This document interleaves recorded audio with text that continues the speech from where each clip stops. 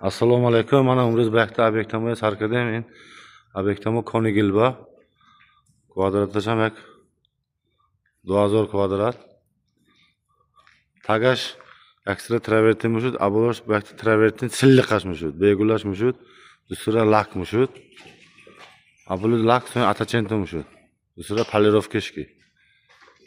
Obyektimiz ki ba ham xizmatlar darkor boshad, bemalol aloqa qilinglar. Rafta zada xushlikam te. Inja ba hamma chisash ahodamo lesa, kile, men tagosh ba yaqilda shu kile mekashe, ma devolo treshini shagi. Hamda ba kile mekashe, polne.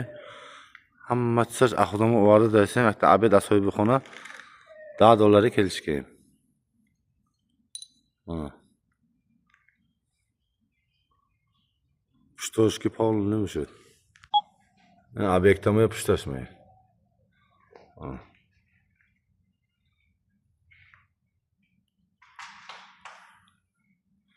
İşte 5 yıl travertin müşüt.